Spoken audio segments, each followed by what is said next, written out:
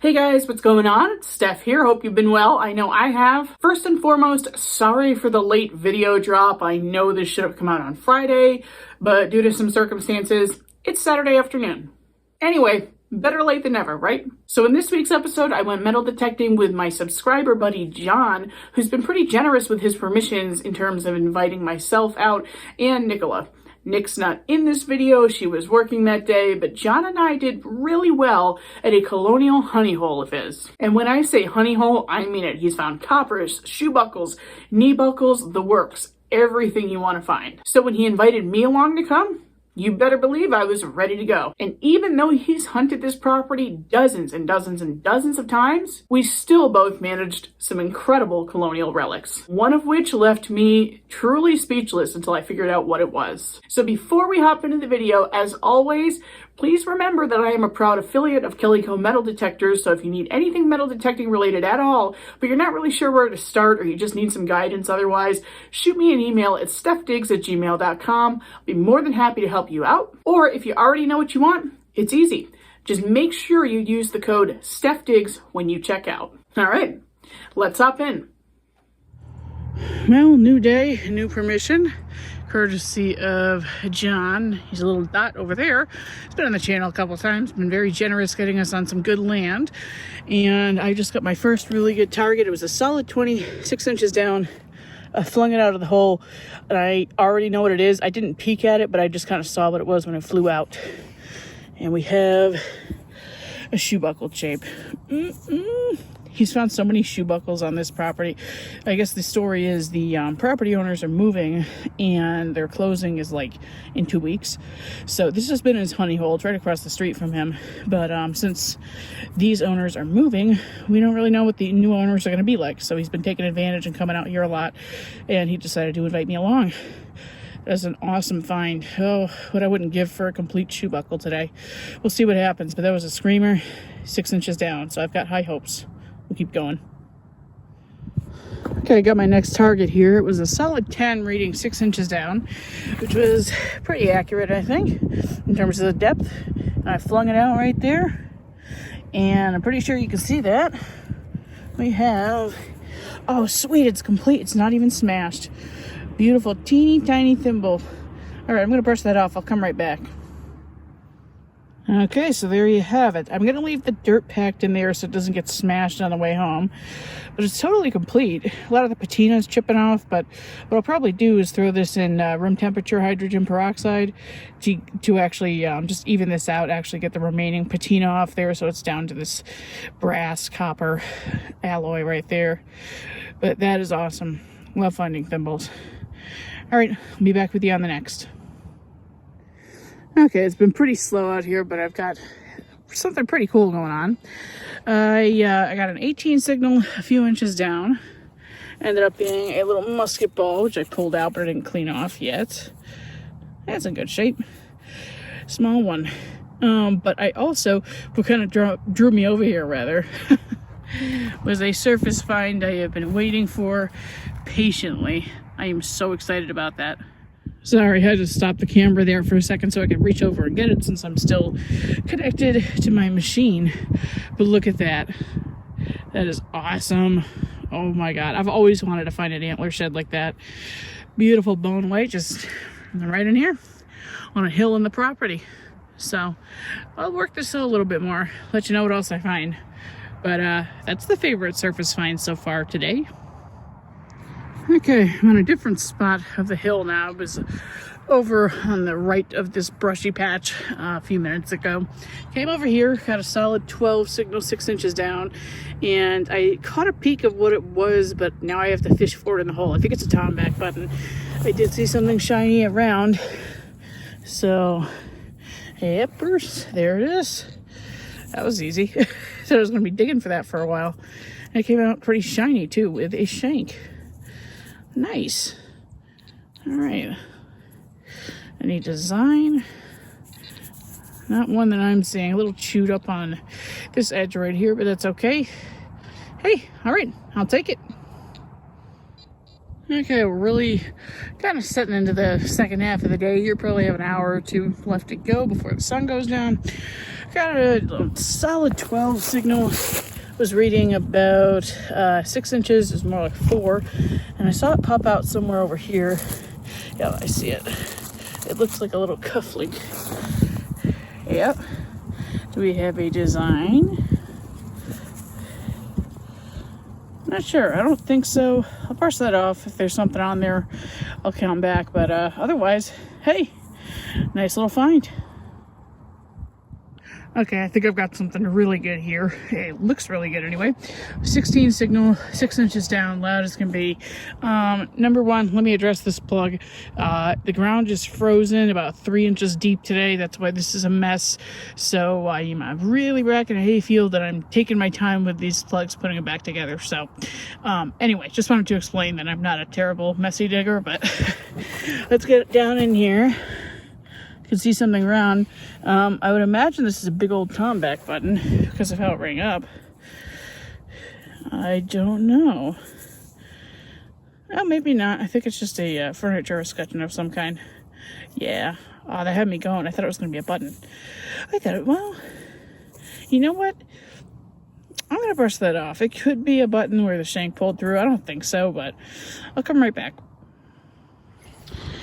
Yeah, I guess I'm gonna go with drawer pull escutcheon, maybe. I don't really know. I do not really know. Nice big piece of brass, but to be honest, I'm pretty disappointed because I thought it was gonna be like a Tomback dandy.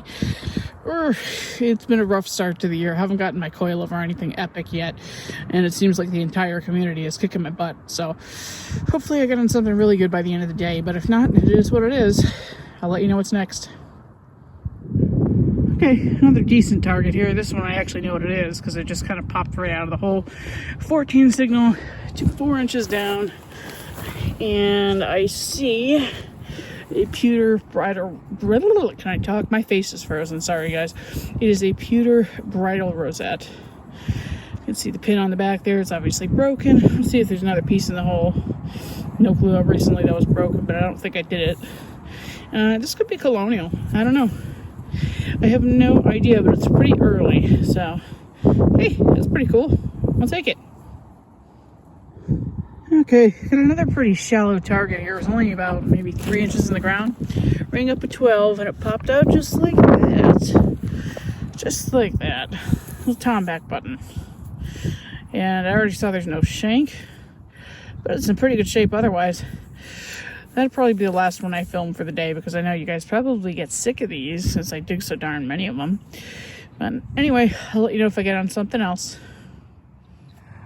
Well, per usual, I always come in at the end of the day. I took a peek at what this was because I couldn't help myself since you can kind of see the shape of it. But from there, I guess you probably have no idea what it is. It's something like a... What the heck? It's so fancy. Oh my god, it's like, that's so cool. I mean, it's like it's a deer or something. Today is a day of antlers. Found my first shed. And then whatever on earth this thing is, it's a huge piece of brass. And there's so much iron in here that it rang up like a, 18, 19, 20. But it was just a tiny little squeak in the iron. So I'll brush that off and come back. And then when I do that, I'll also show you some of the stuff that John has dug today. But whoa, that's really cool. Well, I brushed it off and checked that thing out. It's like this demonic looking deer. I'm not sure what it is, but it's like, it's one of the coolest things I've dug. I love this thing. For non-colonial, it's clearly not colonial to me. It's just I'm not seeing enough of a cast line or any crudeness really, but the back attachment kind of reminds me of what I've seen on bit bosses before. Really, really old ones. So I've got no idea. I'll probably figure out what this is beforehand because I have a feeling this is going to generate some interest on Facebook and hopefully somebody can tell me at least if this is just meant to represent a deer or like Satan or something like that. So, but if I don't have something on the screen, perchance, you know what to do. Leave me a comment. Let me know what you think it is. Nice heavy cast brass. All right, and moving right along, we've got John here, the host of the day. So, and he's got How can you follow that up? Well, yeah, but you did well today, though. Compared to when we've hunted before, you did well. Just continuation of the handful of buttons that I pull out of here just about every time I come. Yeah, you got a couple tombacks in there. Got a couple of tombacks. This one has got some fancy on the back of it. Nice. Another musket ball, what I think may be a piece of a shoe buckle, but now I'm thinking, we looked at that earlier, and I think it's a blob of pewter. John and I have been checking in periodically, but I just haven't whipped out the camera. Yeah. So, but, you know, a few odds and ends. I've been hunting areas over here that I haven't normally hit, and let Stef hit the hot areas, and and she's done well, and that's good. So yeah, this is definitely the highlight of the day for me. Yeah, and I've been over this area 100 times and never sounded terrible. 18, 19, 20 on the Equinox. That could be a nail halo sometimes. Just the tiniest chirp and the biggest creepy thing that I've dug in a while. So, all right, we're gonna be getting out of here. If we get a signal on the way out, we'll let you know. But otherwise, we're gonna move on to a wrap up. And indeed, it is wrap-up time. So real quick, let's just go over what we found. I don't have a whole lot of stuff on the table that I didn't film, but just some pieces of lead there, a piece of brass. I think that's part of a really small pocket knife. These little things that'll get you. I don't even know what they go to. Maybe early lighting, like a lantern or something. I'm not sure. This piece I thought was interesting. I'm realizing it's junk. But, hey, you never know. Nice big piece of brass. And in terms of the goodies that we found that 1700s to 1800s drawer pull escutcheon plate.